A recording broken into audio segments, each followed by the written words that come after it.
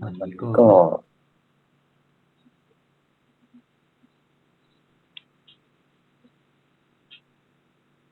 เป็นการเฉลิม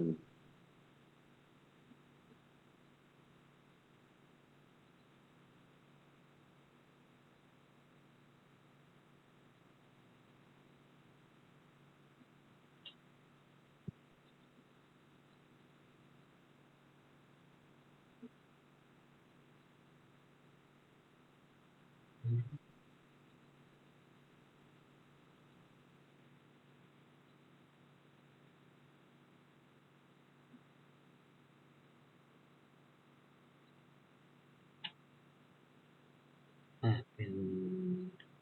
การเฉลยของปัญหาส่งในวันที่22มิถุนายนนะครับก็จะมีส่งมา2นะครับแล้วก็ส่งย้อนหลัง1แต่ก็จะเป็นอีกวันหนึ่งถ้ารูปไหนหรือว่าท่านไหนไม่ได้เข้ามาฟังก็ให้ดูย้อนหลังตัวเองนะครับก่อนที่จะไปฟังเฉลยแล้วก็มาน้อมพระรัตนตรัยพร้อมกันอะระหังสัมมาสัมพุทโธภะคะวาพุทธังภะคะวันตังอภิวาเทมิสวากขาโตภะคะวตาธัมโมธัมมังนัมมัสสามิสุปฏิปันโนภะคะวะโตสาวกสังโฆสังฆังนะมามิ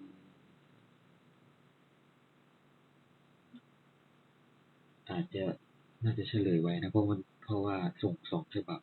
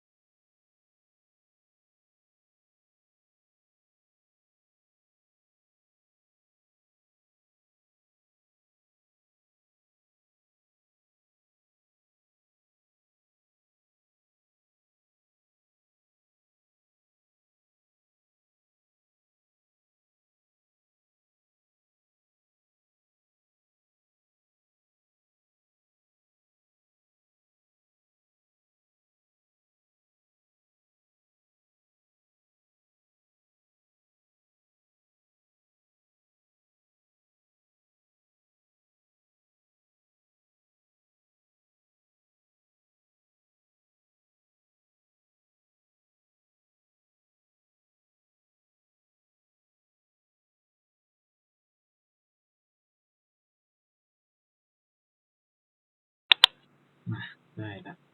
โอเคเดี๋ยวมาฟังของคุณโยมนะครับ1พิจารณาดูที่ปกติในสู่ชีวิตวันต้องรู้จักว่าสิ่งที่ศาสดาที่เป็นศาสนาเพียงแล้วซึ่งสถิติมหาเทวระเทียบและสติจารึกในวิหารถึงแล้วซึ่งที่เป็นที่อยู่ของผู้จัดการเทวระณดวงดาวที่นั้นในบริเวณที่คุณบอกว่า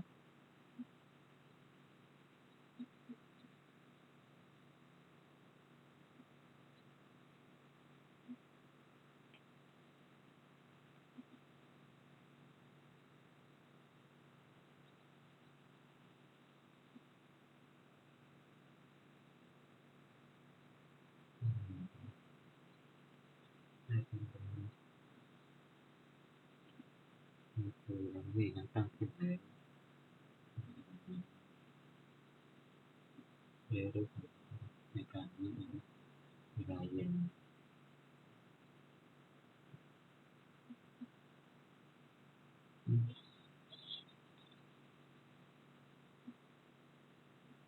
ในการนี้เดี๋ยวนี้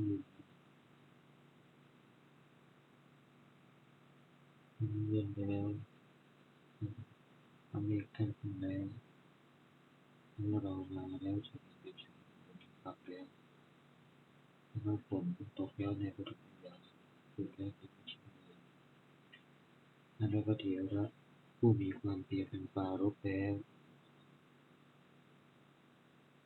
ชมคงเป็นอาชีพไม่เห็นนั้นที่เราอยู่เจ้าของในปัจจิมยามและในการนั้นตัวแมลงค่อมตัวเป็นอันมาก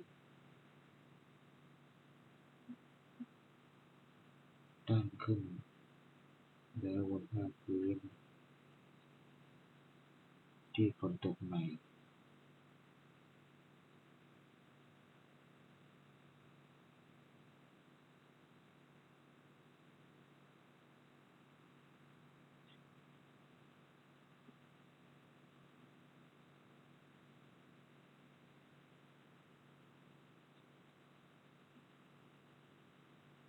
ไม่รู้จะทำอะไร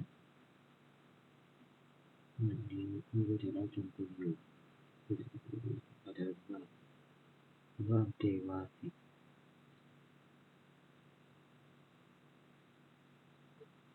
วันเทวาสิก็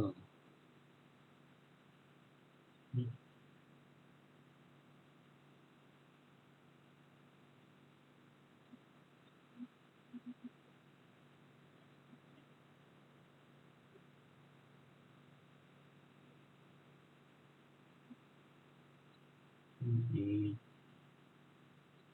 ไม่รู้จะทำว่าเราจะไปสู้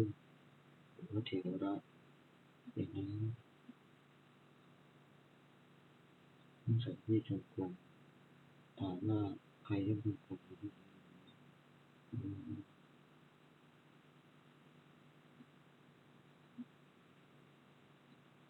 เราประชาทั้งหลาย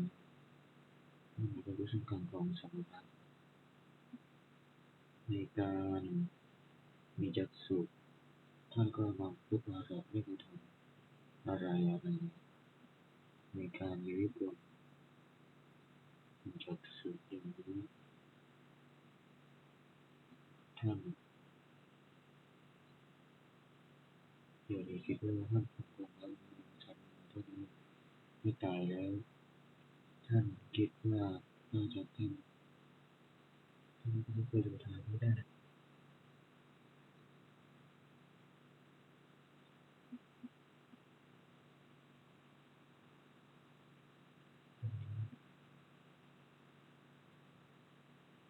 ดัง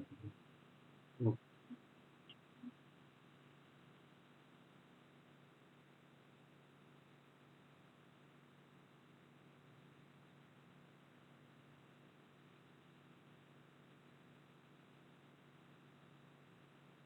คนอื่นนั้นชอบไม่ได้การถือว่าคิดแล้วว่าได้ เราจงกรมดังนี้จำชีวิตให้ตาย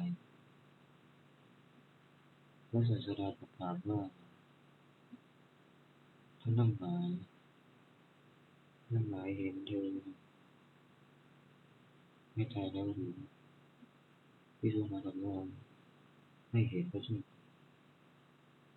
พระศาสดาประกาศว่าท่านทั้งหลายไม่เห็นเธอฉันใดเธอก็ไม่เห็นสัตว์ทั้งหลายเหล่านั้นฉะนั้นภิกษุทั้งหลายที่ชื่อว่าเจตนาเป็นเหตุให้ตายของพิธีการสุดทั้งหลายไม่มีนี้ภิกษุทั้งหลายบอกว่าพระเจ้าค่ะทั้งหมดนี้จะเห็นว่าอรหันต์มีอยู่เหตุจากไหนท่านจึงกลายเป็นคนตกมีจากอุ้ยโอเค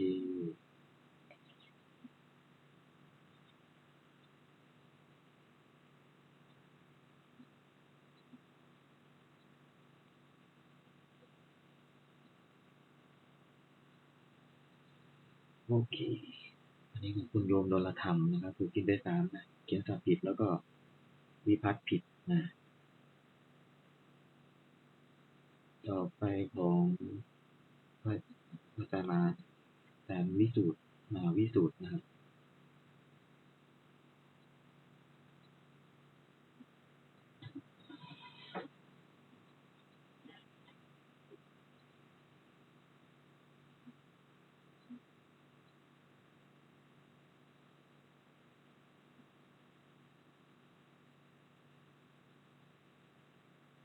โอเคก็ที่ว่าสาม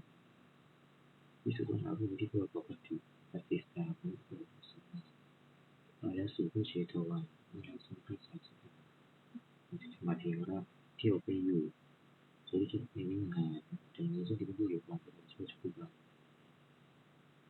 ซึ่งที่ในนี้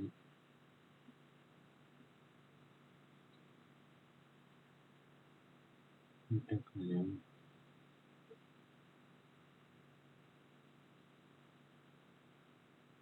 มีตั้งแล้วเรามาแข่งกันที่ต้องกลับแล้วแล้วฝนตกแล้วก็ไม่นานในการเล่าวิชาการพระเถระสัทธาไม่ได้อยู่มากินไปด้วยนะอยู่ที่เป็นที่จงกรมในสัญญาก็ในการนั้นเป็นทั้งผู้ประกาศอันว่าแมลงครอบทองเป็นอันมากตกแล้วที่ภาคพื้นที่ฝนตกใหม่ทั้งที่จงกรมอยู่กันว่าสัทธาเหล่านั้นวิบัติโดยมากในห้อยเทวาสิ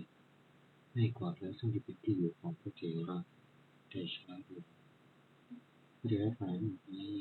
กล่าวแล้วโดยสุขุซึ่งที่เป็นอยู่ของพระเถระเวลาซึ่งอุทิศในจงกรมถามว่าใครย่อมจงกรมในที่นี้เมื่อเด็กเราเมื่อผู้ชายเจ้าค่ะได้พูดแล้วว่าถ้าเราจะดูกรรมของสมณะมันนี้มันพูดหลักไม่กระทำซึ่งความงามในการมีจักษุวิกลคิดแล้วว่าเมื่อเราจะทำบุญแบบนี้สัตว์ต้องหาบุญมาเท่านี้ให้ตายนั้นเราจะทำซึ่งประโยชน์นั้นแต่เราจะทำที่ไหนไม่ใช่ประโยชน์นี้ดังนั้นมาแล้วอาจจะพระพุทธเจ้าก็ได้บรรลุ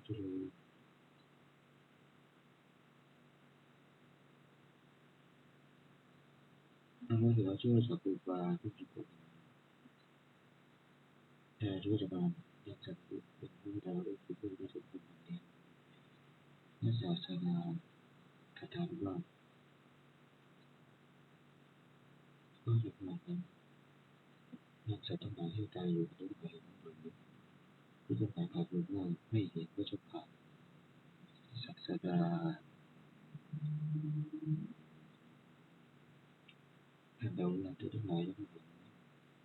ฉันใดท่านว่าพวกเทวสุราผู้เป็นผู้สัตว์นั้นทั้งหมดฉันนั้นถึงแม้ว่าจะทำเป็นเห็นต่างเป็นสุขย่อมไม่มี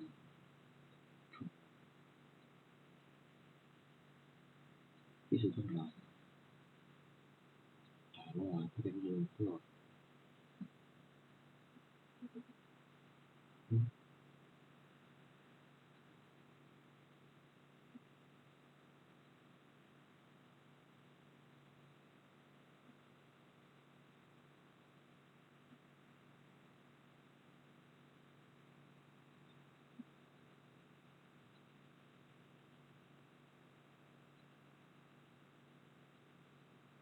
อืม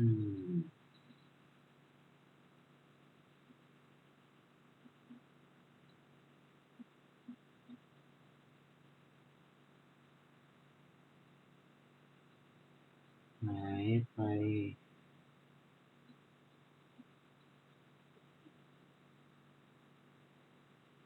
หนึ่งประโยคโอเค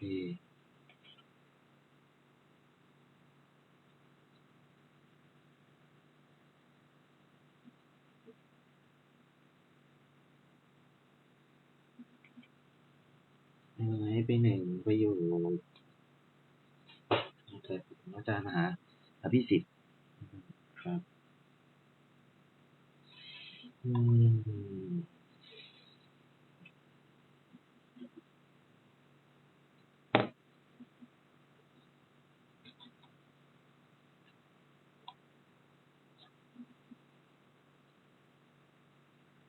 ที่พูดที่สุภาษิตเนี่ย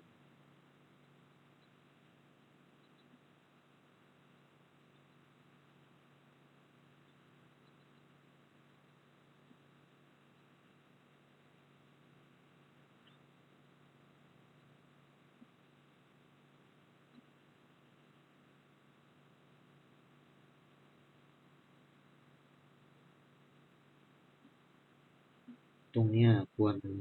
แต่งมาไว้หลังปิตินะครับอาจารย์เพราะว่าในภาษาไทยนี่เขาบอกว่ามาแล้วสู่พระเชตวันด้วยความหวังว่าอาศัยะถ้าแต่งอย่างนี้คือถ้าสมมุติว่ามันเป็นอย่างนี้หมายว่าเราใช้ตวาปัจจัยเปิดหน้าเลขในมันจะโดนกินนะครับแต่ว่าอาจจะแบบมาแล้วสิฉันคิดแล้วว่าก็ได้นะก็ได้หมดนะแต่ว่าภาษาไทยก็ว่าด้วยความหวังว่าต้องดูดีๆนะครับบางทีเขากินตามนี้เลยนะ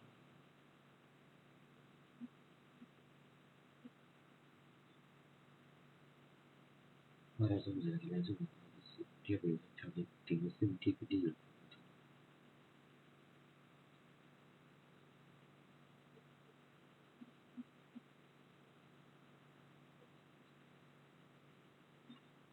ตรงนี้ก็เหมือนกันกินตรงนี้ก่อนแล้วกันนะมีสองที่เลยแล้วคิดว่ามีที่เดียวนะตรงตัวคำว่าวิกติกตาควรวางไว้หน้าธาตุหรือธาตุนะครับควรวางไว้ตรงนี้ครับนะเป็นผู้มีหน้าตรงเนี่ยด้วยในเวลาเย็นด้วยความหวังว่าอีกแล้วอันนี้ก็คือแต่งผิดกินตรงนี้ก่อนเลยนะแต่ว่าปัจจัยกินก่อนกินที่หนึ่งควรเอาวางไว้ตรงหน้าหีสุกนะครับให้ใหญ่ตั้งขึ้นแล้วจะเห็นแล้วก็เรา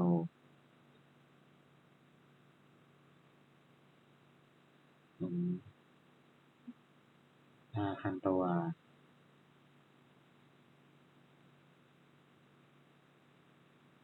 ในภาษาไทยนะครับเขาบอกว่ามีว่ามาถ้าสมมติว่าเวลาแต่งภาษาบาลีแล้วไม่มีเนี่ยถ้าเราไม่แต่งก็ถือว่าอันถูกไปแต่ถ้าเกิดว่าเรา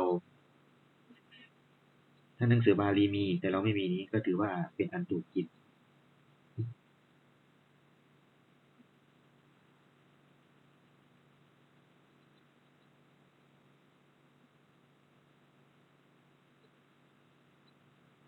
มันต้องฝนตกแล้วเด็กตรงยามไปก่อนแล้วแล้วก็ใช้ก็ถือว่าขึ้นไปตกอาจินนะนะครับอันนี้อาจินนะตกนอนเนนเป็นตัวหนึ่งตามปัจจัยนะ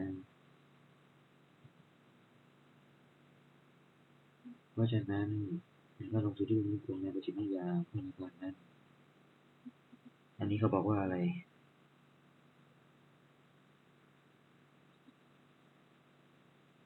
ตัวแมลงค่อมทองเป็นอันมากตั้งขึ้นแล้วบนพื้นนะครับตรงนี้แต่งผิดวิภัตต์เขาว่าบนพื้นต้องเป็นสัตตมีวิภัตต์นะบนพื้นอันฝนตกแล้วใหม่อันนี้ถูกกิน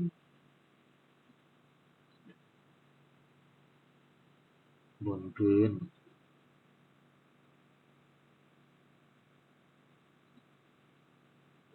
นววุฒายะนะครับ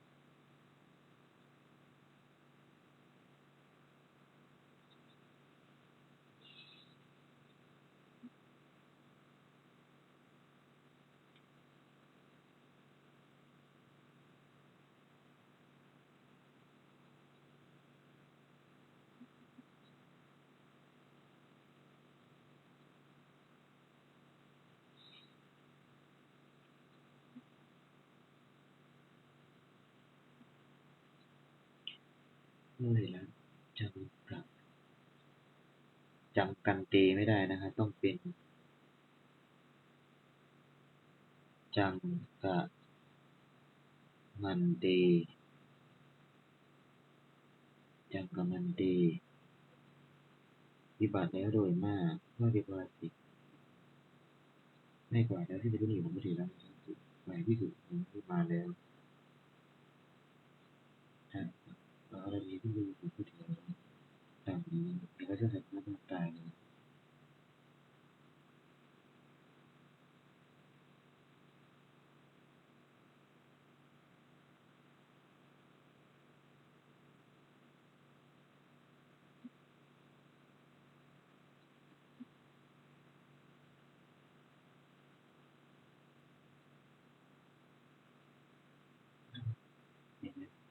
มีคำว่ามาแล้ว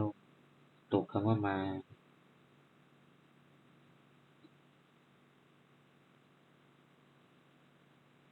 แล้วด้วยความหวังว่า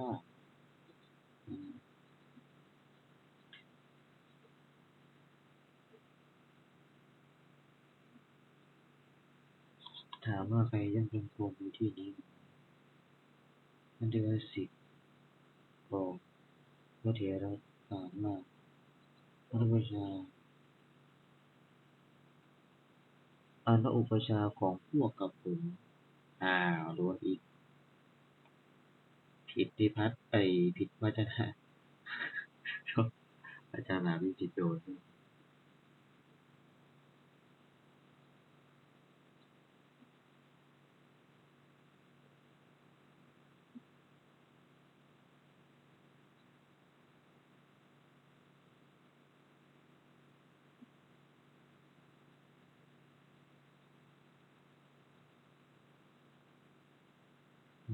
ลายจงดูซึ่งความสงบ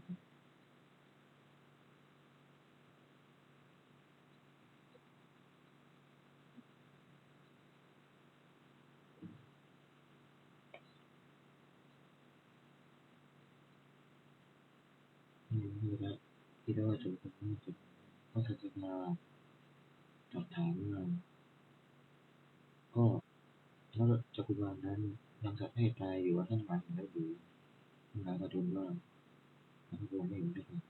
พระตรัสว่าท่านหมายไม่เห็นซึ่งจักรวาลที่บุคคลใดเรื่องทุกจักรวาลในนั้น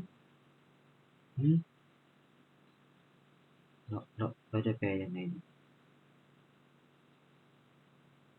ก็ไม่เห็นสัตว์มีชีวิตเหล่านั้น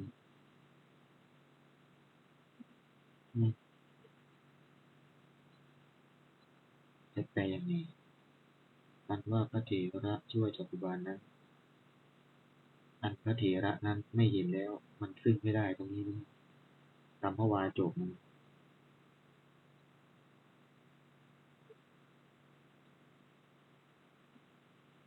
ะปัสสติ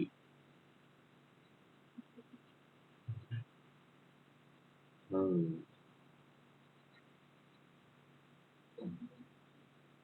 ช่วงเจนาเป็นเหตุของผู้ดีทั้งสองเรื่องอาการทูลว่าเริ่มจะดูเขาต้องวิสัยเห็นว่าเรามีอยู่ไม่เห็นอะไรท่านจึงกลายเป็นมืดบอดสองสี่หกแปดสิบ1212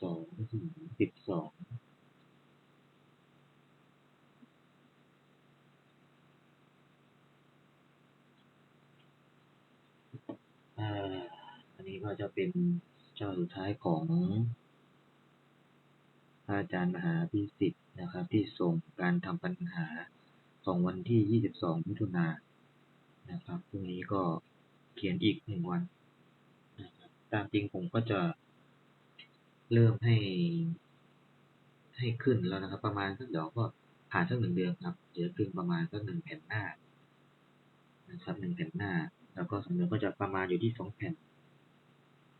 หรือไม่ก็ต้องดูก่อนว่านักเรียนเพราะว่ามีนักเรียนเก่าด้วยนะครับมีนักเรียนเก่าด้วยนะครับก็จะให้เขียนอาจจะเป็น2 แผ่นหรือ1 แผ่นเพราะว่าถ้าเกิดหยุดเยอะหรือว่าช่วงประมาณ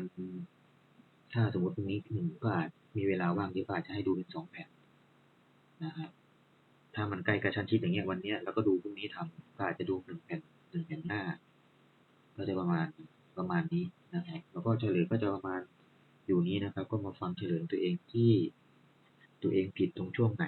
นะครับผิดไวยากรณ์ไหมก็มาแก้มาปรับปรุงการเขียนปัญหาก็เหมือนการซ้อมก่อนเข้าสนามหลวงนะครับหรือการรู้หลักการในการแต่งวิชาแปลไทยเป็นมคตนะครับในชั้นนี้นะครับซึ่งเป็นวิชาใหม่สำหรับนักเรียนที่ขึ้นมาจากปท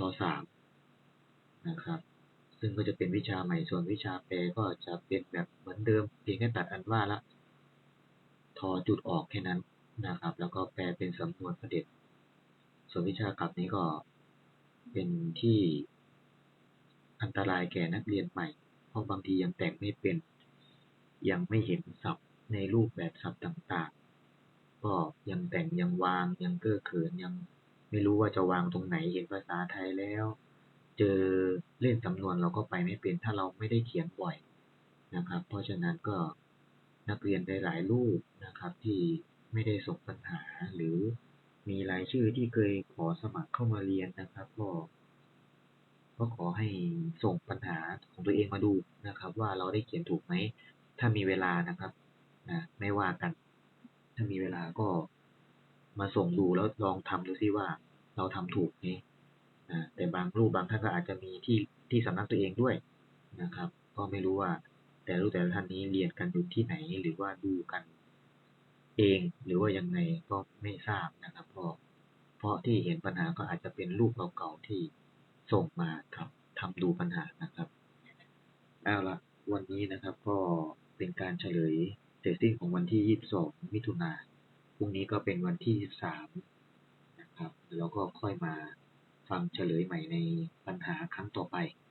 นะครับสำหรับวันนี้ก็ก่อนจะจากกันนะครับแต่เรามานอบน้อมพระรัตนตรัยพร้อมกันนะครับอรหังสัมมาสัมพุทโธภะคะวาพุทธังภะคะวันตังอภิวาเทมิสวากขาโตภะคะวตาธัมโมธัมมังนัมมัสสามิสุปฏิปันโนภะคะวะโตสาวกสังโฆสังฆังนะมามิ